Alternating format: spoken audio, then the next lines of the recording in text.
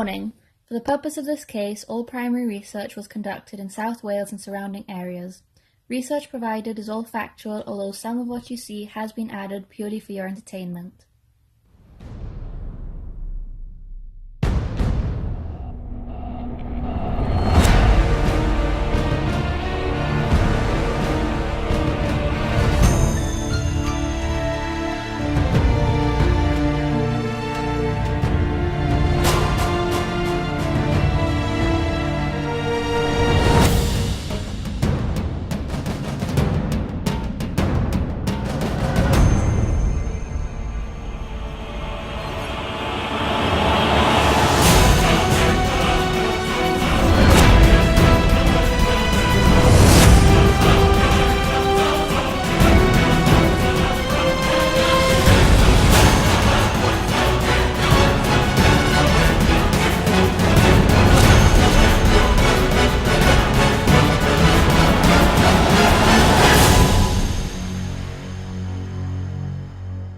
Hello, welcome to Events on Trial.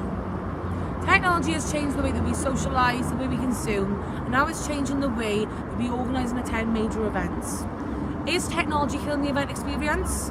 Does the venue make an event, or can we watch an event from the comfort of our own homes? And how will that impact the future of events? Here's what's to come on tonight's show. A trial is held in Gryffindor Court in Swansea, and then things get a little heated when Debbie overshares her opinion.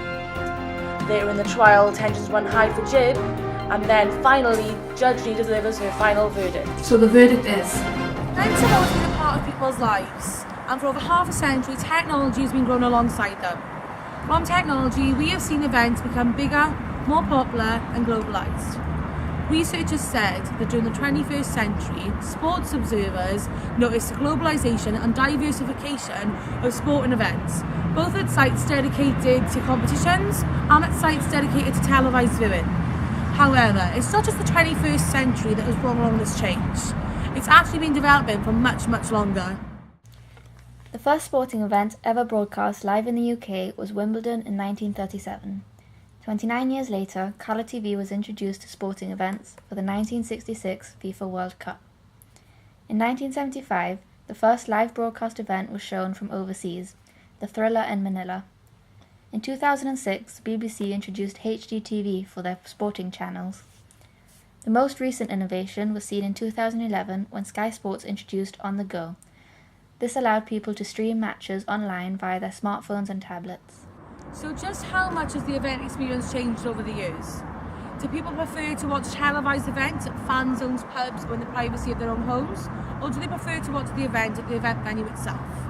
These issues were raised in court, where a trial was held to determine whether technology is killing the event experience. Today, the charges are stated. Technology, you've been accused of killing the event experience. How do you plead? Not guilty, Your Honour. Debbie pleads not guilty. Court is now in session. Let's begin with Jib. Please present your first argument. Thank you, Your Honour. Welcome, ladies and gentlemen of the court. My name is Jib and I'll be representing the experience against technology. So firstly, I'd like to address the issue that technology is having on the atmosphere at events, specifically sporting events. So sports such as football and rugby are classed as spectator sports. Defined by the Collins Dictionary, a spectator sport is one that attracts more people as spectators than as participants. These sports also happen to be the most popular ones shown live on TV on channels such as Sky and BBC in the UK. However, I believe that these channels are actually affecting the atmosphere and experience that spectators that are actually going to the event are experiencing while they're there. So in order to find out just how true this actually was, we asked the public for their opinion, and we asked them whether they believed that a sporting event is better experienced when at home, or whether it's better experienced when they're actually there at the event. Our results showed 78% did in fact feel that the experience was better while at the event, and when asked for the reasoning why, the majority said that it was because of the atmosphere that they gain from being at the event itself. So why aren't people going to watch these matches live as much as they used to? Stadiums such as Parker Scarlets are struggling to fill their seats and their stands on match days. So we asked an employee at the stadium why they thought that this was, and their response was, because the bigger names are not playing for certain games which affects the attendance numbers, Also the fact there is only entertainment on the bigger matches for children, such as fireworks, which creates a better atmosphere. Then we asked them whether they thought that the fact that these matches are shown live on TV, such as S4C, has an effect on the attendance figures at the match. Their response was, definitely. People would prefer to watch it at home because they think, why bother spending money on a ticket to watch a game that's going to be quiet and have no atmosphere in the stadium? So jury, I'd like you to imagine you're going to a rugby match, you've bought the tickets a few weeks before, you're going with all your friends, you've gone for a drink beforehand maybe, and you turn up to the stadium and it's half empty. Half the stands are just closed, the seats around you aren't filled, you can hear people's conversations, there's no chanting, no singing, and the atmosphere is just generally quite dull. So are you still going to look forward to the match just as much as you were? Of course you're going to be excited for the match and you're still there, but the atmosphere won't give you as good as an experience as you were expecting to get. And the reason why these stands are probably empty, because people decided just to stay at home, watch it on TV with a takeaway, same as they do probably every night. Whereas you paid your money, you went down to the stadium, you're here, and you wanted the experience that you paid for, and you're not getting it. So this is why my argument is that technology is affecting the atmosphere and the experience that people are getting at the events when they actually go to the venue. So Jib, what you're saying is technology can have a negative impact on the atmosphere at an event, sporting events in particular. Yes. Debbie, do you agree with this statement? No, Your Honour. No? Please explain why with the argument. Ladies and gentlemen of the court, my name is Debbie and I'm going to be defending technology for the event experience. From technology, events are becoming more and more popular. And how can that be seen as a negative? Now, technology offers us more ways to view events, for example, at home, in a pub, or even in a fan zone, which the Cambridge Dictionary says is an area outside or away from a sports stadium for people to watch a game on a large screen and still get a stadium-like atmosphere. Now, I would also like you to pay attention to the survey question that Jib looked at earlier. And the facts are as stated. 78% of people preferred the experience at a stadium. However, when asked where people preferred to watch the event, only 24% said at the stadium, while the rest said at a pub or at home. So how exactly is technology killing the atmosphere and the event experience? When people would prefer to watch a sporting event in a pub rather than the stadium, even though they reckon that the experience would be better at the stadium. Clearly, there are other factors influencing people's decisions. And we must look at these instead of always questioning technology. What about cost? What about location? Why is no one else considering these facts? This is what my opponent Jib has to realise. I'd like all of you in the room to imagine that it's close to payday and you've just found out that your team is playing at the end of the month. You want to buy a ticket. You want to buy a ticket for your child. You want to buy it for your partner, for your friend, whoever you're going with. Already is setting you back a little bit of money. You think if it's not that bad, it's okay. Then you have to factor in the cost. How much is it going to cost you to get there? Then you also have to factor in how much is it going to cost for food and drinks. Already this total is being raised. Now, it might not be an issue for some people, but for others it is. So why are we always targeting technology as being the reason people are not attending the event? The reason that we are not attending the event may be down to cost and location, and that's just what we have to look at. S4C is a popular Welsh channel for Welsh speakers. However, it's more popular because it shows rugby games on a Friday or Saturday night. In December, on a game between Pontypridd and Cardiff, there was 33,000 viewers. Now, the stadium in which the game was played is very small, so that could also influence why people didn't want to go. Also, it's not a massively popular game, and it was December, it was cold. The weather can impact a person's decision.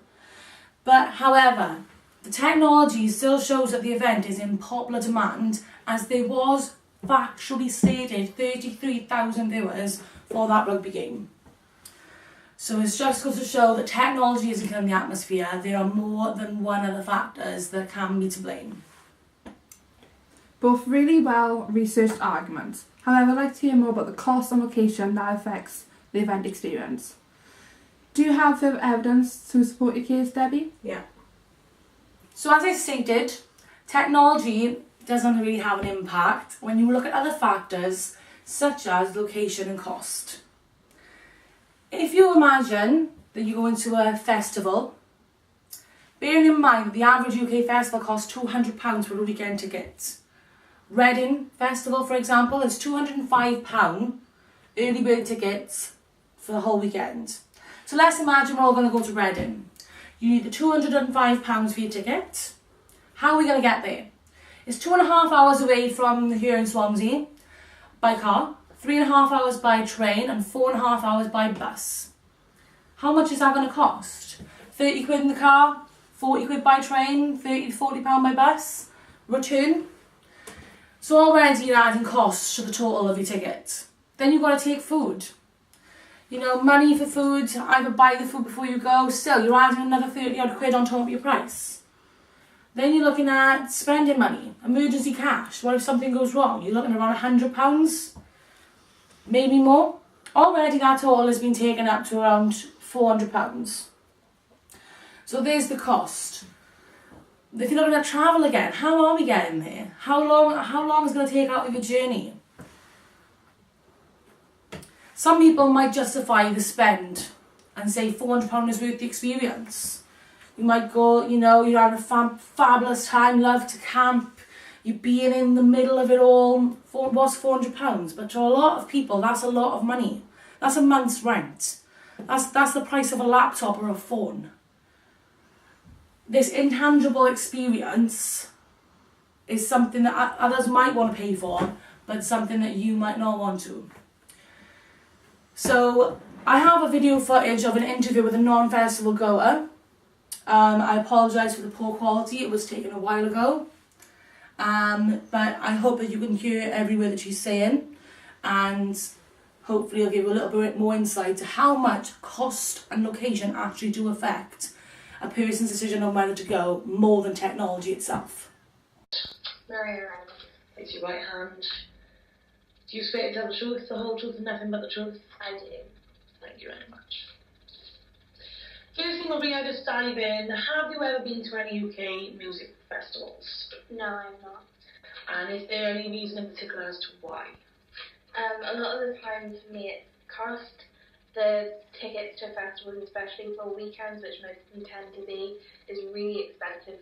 Well, I consider it to be expensive. Like, 2 of my friends went to Reading Festival over the summer, and I think each of their tickets cost close to £250.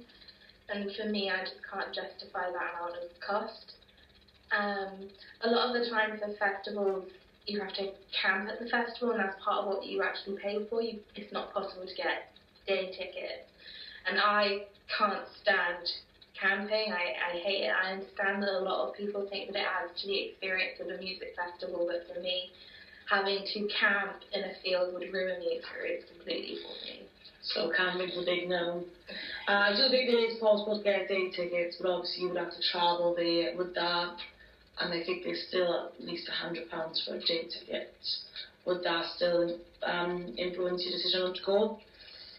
I think definitely, because then the cost of travel is factored into the ticket cost and things like that. And if you were to stay in the town where the festival's being held, like Reading, for instance, obviously the price is going to be put up while the festival's there, and I would still be paying to stay somewhere else anyway. So cost is a huge factor in not wanting to go to one of those events. Yeah, for me. What about smaller events like concerts and stuff? Does anything influence your decision if you go into a concert? I prefer to go to concerts definitely to festivals. A lot of the time it is the travel and the cost that influences my decision to go to any of them. Like, for example, I'm from Southampton, where I'm located. The biggest concert venue would be in London at the O2 or at Wembley, somewhere like that.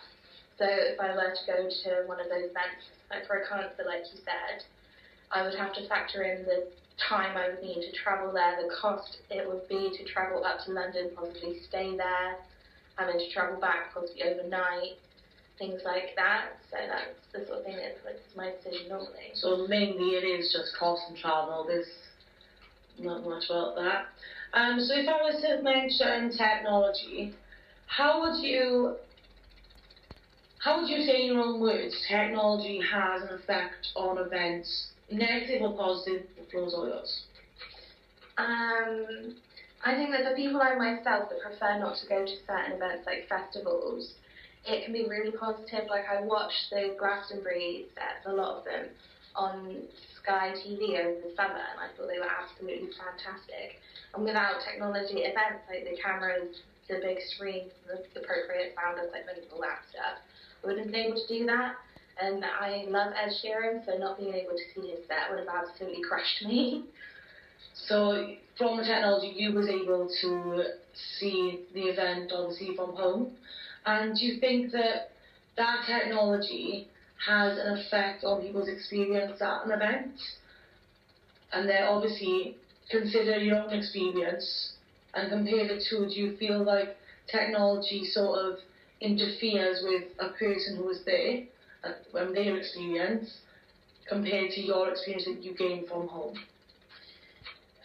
From the technology reference, do you mean like the TV cameras and Yeah. they film? Yeah. I don't think that would affect even my experience of the event if I were there or someone else's experience, because like unless you're living the event through your own phone screen, which is then your choice, that's how you choose to experience the event, I can't see how those TV cameras would affect someone's experience of the event at all. Like they're not, from what I understand, it's not something I've experienced, but they're not interfering with people's view or personally disrupting their experience. So I think it just makes the experience better for everybody. Thanks very much, Maria. That's all I'd like to ask of you today. Thank you very much for being here. No problem. Thank you. So as you can see, ladies and gentlemen, from what Maria had to say, she would love to go to a festival. However, the cost and the location of most of these UK festivals is something that she can't afford, or some place that she couldn't get to. She doesn't like to camp, so obviously that experience isn't appealing for her for the amount of money paid. However, when asked about a day ticket, she said that the cost would still influence her decision, as she would have to find somewhere to stay after the day of the festival. Then moving on, she explains how technology has helped her because obviously she can't afford to go to these big festivals. So she still gets to see her favourite artists perform, and she will willingly open them up on iPlayer or Sky on demand and watch those shows that were live performances from certain festivals. And she really emphasises how she believes technology has benefited her, as she would never be able to see those artists before, so her experience was made purely from the technology, and it wouldn't have affected anyone else's experience there, as you know, this sort of technology isn't in anyone's way. It just does help those non-festival goers gain some sort of experience as well, and don't miss out on what they couldn't afford or they couldn't travel to see. Okay, so my last piece of evidence for this part of the argument is that we took a survey and we asked our participants, does the travel influence whether you stay at home or attend the game? 67% of those participants said yes, that travel does affect whether they stay at home. And when asked the same question about cost, 76% said yes. So as you can see, that's too much of a majority of the participants to blame technology. Cost and location are massive factors that influence a person's decision on whether to go to an event or not. So really, we can't be blaming technology, and if my opponent Jib would just open her mind up to modern technology, we wouldn't be having this discussion, and we wouldn't even need to be here today. Thank you, that's it. Debbie, calm your tone. Jib, do you have a response? So I can't argue with what Debbie's saying. However, I'm not implying that the demand for the events is going down. I'm simply saying that the figures have been dropping for attendance at the venues. And the public aren't too bothered about going to the venues because they can see it live on TV. That's creating a duller atmosphere for those people at the event. So, also, not all event ticket prices are going up. Many companies and unions are having to lower their prices in order to get people through the door. The Welsh Rugby Union, for example, In 2017, for the Rugby Under Armour series, they reduced prices by 25% compared to those of the prices in 2016. The Welsh Rugby Union Chief Executive, Martin Phillips, did this because they believed that the cheaper prices would attract larger crowds to fill the home of Welsh Rugby for the matches. So you can just see that technology is affecting the attendance at the games, and those people playing at the matches in the team, they aren't getting what they're excited for. So they go to play a match expecting a full crowd and no one's there. The atmosphere for them as the players is also worse because people aren't showing up, they're just watching it on TV. So by lowering these prices, stadiums are hoping to get more people in. And because they're lowering the prices, sometimes as much as 50% for maybe one-off games or one-off events, the stadiums and these venues might struggle to keep up with the upkeep of the actual venue itself. Lower prices means lower income for them. So these venues in the long run might actually end up closing down because they can't keep running the event if these figures continue to fall. So that's me just saying how technology is influencing the events industry, and it is killing the atmosphere while at the event itself. Jib, you have a really strong case. However, I do believe that Debbie's argument is stronger at the moment. Please carry on. Let's talk about innovations. Technology has brought along lots of innovations for the event industry. For example, the past few years we have seen the development of contactless wristbands. While researching for my client, I found a case study where MasterCard teamed up with Central Catering Services and a festival's promoter to trial its prepaid contactless wristband. Now this was done at the Isle of Wight Festival in 2012. The wristbands were preloaded with £30 and given to 150 revellers to spend anywhere at the festival. Rather than waiting for change or in queues, wristband users were able to pay by just touching their prepaid wristband on a specific terminal, greatly decreasing the time required to make a purchase. Now the vast majority of 96% of people said that they reduced payment times, while 98% of people said that they were easier to use than a standard debit or credit card. Every single person who tried out the wristband said that they would 100% use one again and they were much easier to use, and they were looking forward to them being used at other festivals and events throughout the UK. The research goes on to say that the success of the wristbands could reduce risk of theft, easing of congestion at bars and food outlets, and Steve Daly, Operations Director at ID&C, which supplied the wristbands, said that the devices were clearly able to enhance a user experience. Now this case study was taken from the beginning of the development of contactless wristbands in the early 2012 and shows how popular they were at the first stage of their release. Since then, more and more festivals are going contactless. We have here in the UK the X Festival, which takes place in Cardiff, and then other festivals in Europe, such as In Music Festival, all have gone with the contactless approach. I think it's such a positive innovation for technology and events, and this has such a positive impact on someone's experience. You don't have to queue up, you don't have to worry about leaving your money anywhere, it's all on your wrist. And then obviously it's going to make your experience just a little bit better. It might not have a massive impact, but not having to worry about money or having to worry about carrying change on you and carrying money on your possession can definitely improve your experience. Another innovation that I would briefly like to touch upon is silent discos. Now, for all of you in the room who don't know what a silent disco is, it is basically an event where you go, you get a set of headphones, pop them on your head, and you can flick through different channels to listen to whatever type of music you would like to listen to. Now, this is such a small innovation. You've simply taken a set of wireless headphones and created an entire new event. It's an entire new type of night out or party idea or anything. You can have them in your home, you can hire headphones to come out. It's such an innovative way to use technology just to make someone's experience much better. So as we've just seen in court, Debbie is giving an argument about contactless wristbands. Here's a short video for you viewers at home who don't know what they are.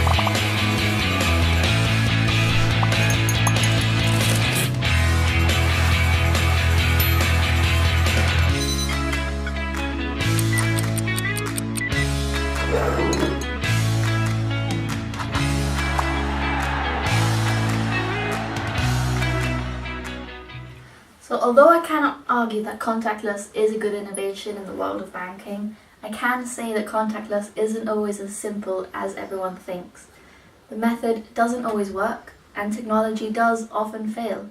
It can't be relied upon for a whole event. So if an event is completely reliant on the contactless, such as contactless wristbands for example, and the technology does fail in any way, aren't you likely to get quite frustrated with the technology?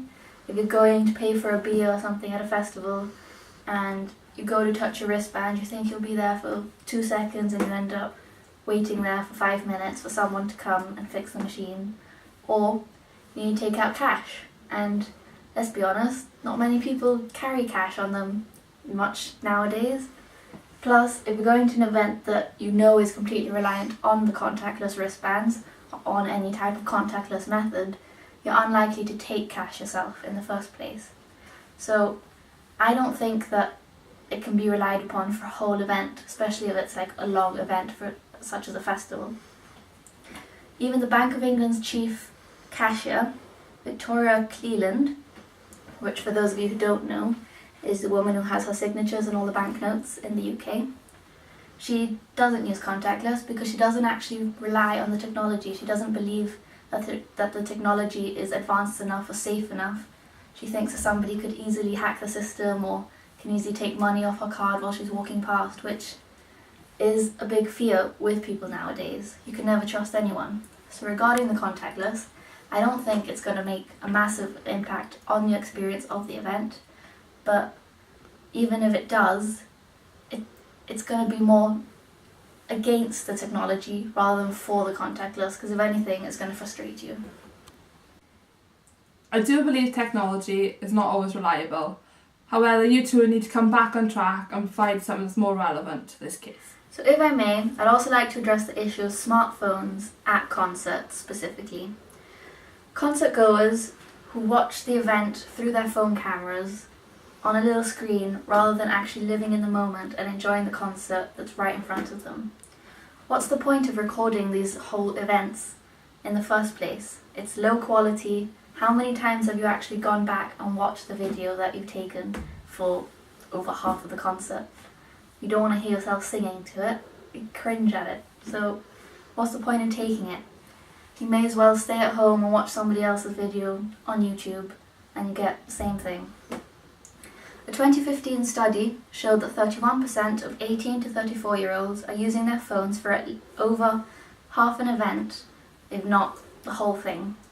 Findings also show that 35% of females in this age bracket are more likely to share the experience on social media. So, quite frankly, it's millennials that are doing the most recording, and they're doing it just so that they can brag about it on Facebook, show their friends that weren't there, maybe try to make them jealous, which isn't great. You're going to an event, experience it. The person that you've gone to pay for is right there in front of you. You're not getting as good of an experience or whatever you paid for that you want if you're just looking through a screen the whole time. So the issues become so bad that artists have started to ban the recording of their sets. Acts include Eminem, Guns N' Roses, Alicia Keys and Prince, to name a few.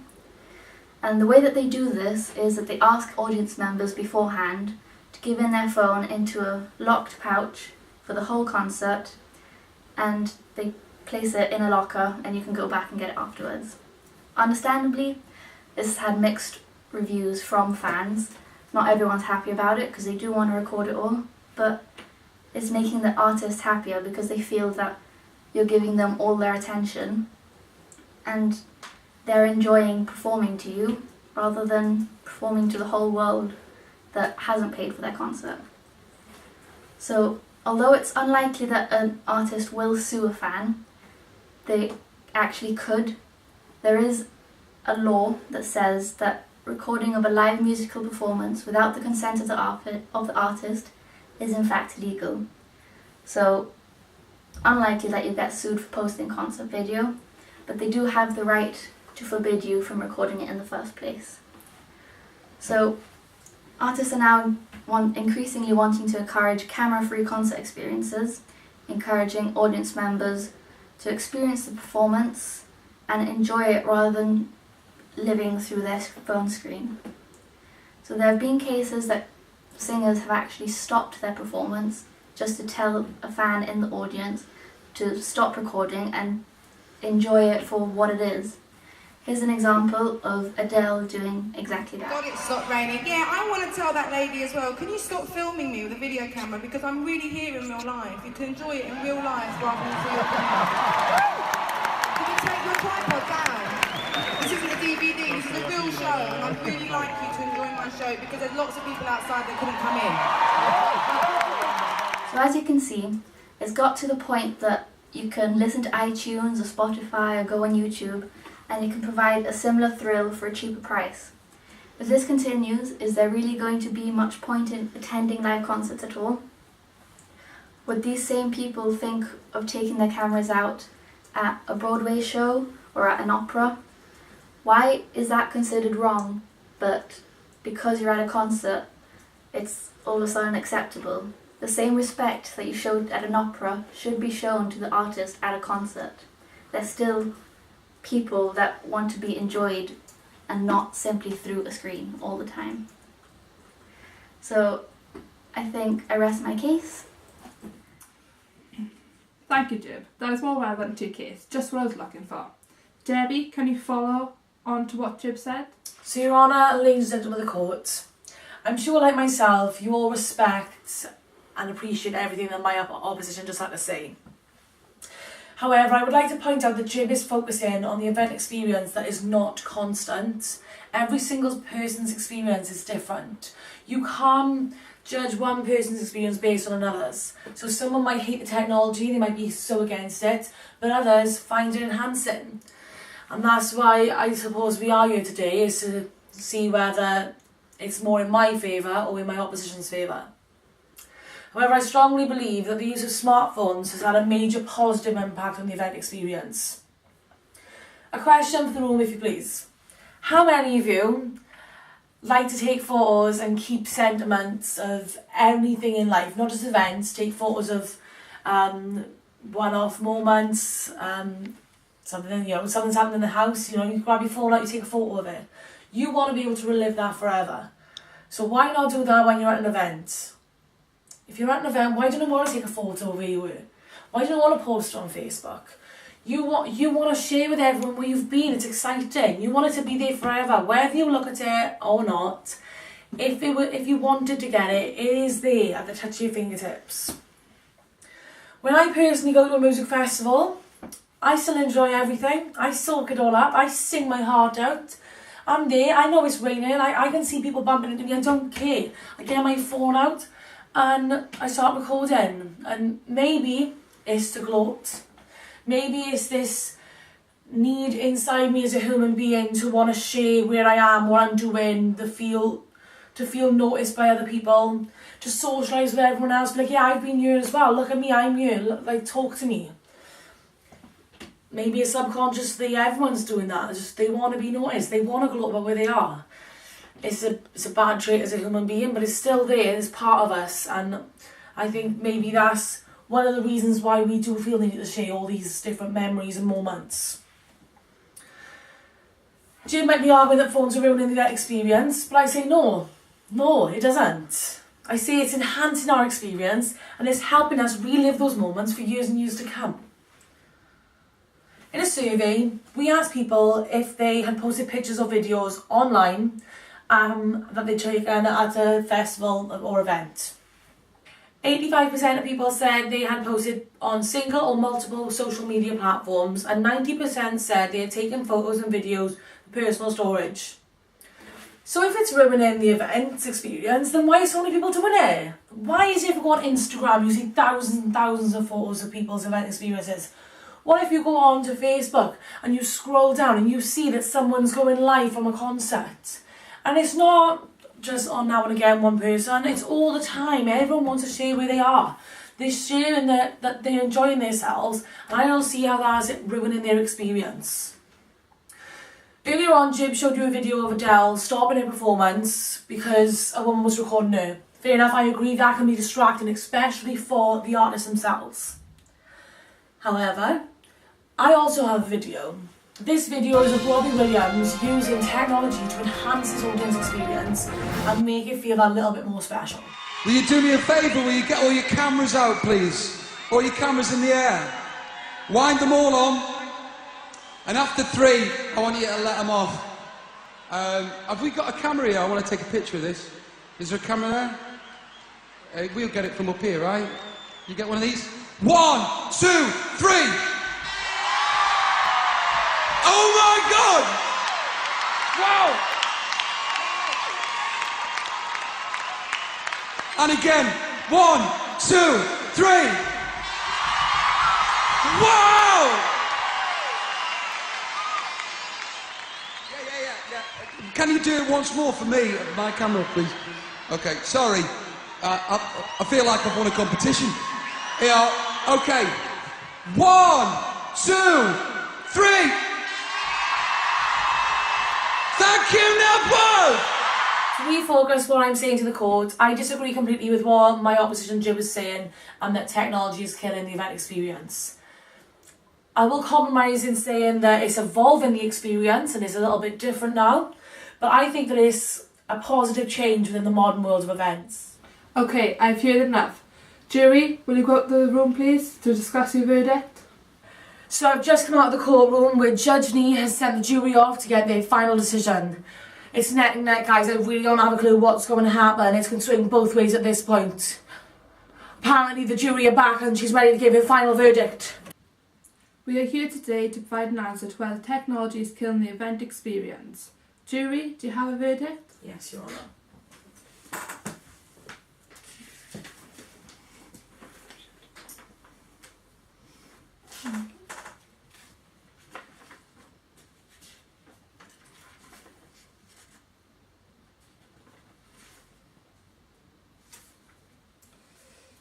So the verdict is not guilty.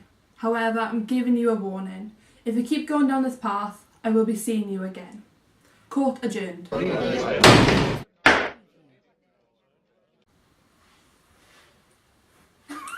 Debbie. So there we have it, guys. Judge has just given a final verdict, not guilty. So what happened in court today? Jib presented her first argument saying that attendance numbers are dropping due to technology, which in turn is changing the atmosphere. However, Debbie comes strongly back, saying that other factors are to blame, such as location and cost, and we can't pin it all down to technology. Then they talked about contactless bans, saying that they're an innovative way for payment, and silent discos are an innovative way of technology used in events. And then Jib backed up that, saying that technology doesn't always go to plan, so it can ruin someone's experience. Finally, they both talked about living through your phones at a festival or music or a sporting event. And Jib had an argument saying that you're not actually there and enjoying the experience, whereas Debbie come back and said that you are getting their experience and that experience will be with you forever. The jury went and deliberated and they all decided that By the skin of her teeth, Debbie had won the argument. So for today, technology is not killing the event experience.